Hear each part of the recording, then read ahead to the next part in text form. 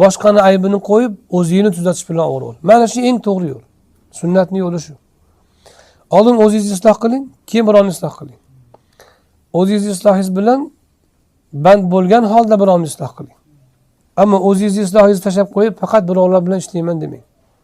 Unda o'zingiz ham buzilasiz, birovni ham buzasiz. Hadis sharifda keladiki, kimiki o'zini isloh qilsa, Alloh u bilan uni atrofidagilarni isloh qiladi deganlar. Shuning uchun Jaloliddin Rumiy aytadilarki, men zakovatli edim. Dunyoni o'zgartirmoqchi bo'ldim. Bugun hikmatliman. O'zimni o'zgartiryapman. Zakovatli edim, ya'ni jamiyatdagi o'sha xatolarni, yomonliklarni, gunohlarni ko'rardim.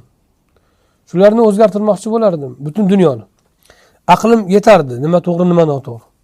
Endi zakovat yetyapti. Xo'p, shu odam o'zgartirmoqchi bo'layotgani to'g'rimi? Anglashi, zakovati anglayapti, to'g'ri. Lekin dunyoni o'zgartirma, zakovatli edim, anglayapman xatolarni.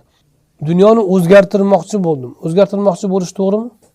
U kishining holatda to'g'ri emas bo'lgan o'sha paytda. Chunki zakovatni o'zi yetmaydi.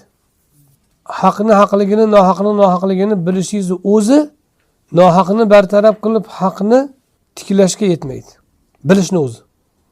Mana dunyoda bo'layotgan o'sha noto'g'ri ishlarni bilmaydi deysizmi? Hamma biladi deyarli. Lekin to'g'rilashga, isloh qilishga bilish yetmaydi. Endi hikmatliman, o'zimni to'g'rilayapman, o'zimni o'zgartiryapman.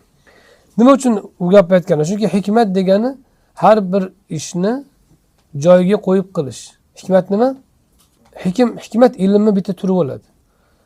Bilgan narsangizni joyida tatbiq qila olsangiz hikmat bo'ladi. Hikmat nima? Har bir ishni joyiga qo'yib qilish, ilmni joyiga tatbiq qilish. Sunnatni bilasiz, qanday tatbiq qilishni bilishingiz kerak. Adolatni bilasiz, qanday tatbiq qilishni bilishingiz kerak. Ezgulikni ko'rasiz, qanday tatbiq qilishni bilishingiz kerak. Yomonlikni qanday bartaraf, yomonlikni ko'ryapsiz, qanday bartaraf qilishni bilishingiz kerak. Endi uni siz boshqalarda tatbiq qilishdan oldin o'zida qilishingiz kerak oldin. Oldin o'zingizda qilsangiz, siz to'g'ri yo'nalish olgan bo'lasiz. Chunki siz oldin o'zingizni isloh qilib, keyin birovga o'sha islohni taqdim qilayotgan bo'lasiz. Bo'lmasa, siz birovni isloh qila olmaysiz. O'shuning uchun birovni isloh qilishdan odam o'zini isloh qilish qiyin o'zi. O'zi bilan, nafsi bilan kurashib, istamagan narsalarga undab Allohga bo'ysundirib olish inson o'zining nafsini qiyin narsa. Illo Alloh oson qilganlarga oson bo'ladi. Shuni qilgan odam keyin birovga gapirsa bo'ladi, keyin birovni isloh qiladi. Va u ko'radi keyin. Haqiqatda o'zida sinagandan keyin ko'radi boshqalarni qanday isloh qilish mumkinligini. Shuning uchun Alloh taolo ba'zi murabbiy kishilarni yetishtirishda xato qilishiga qo'yib beradi.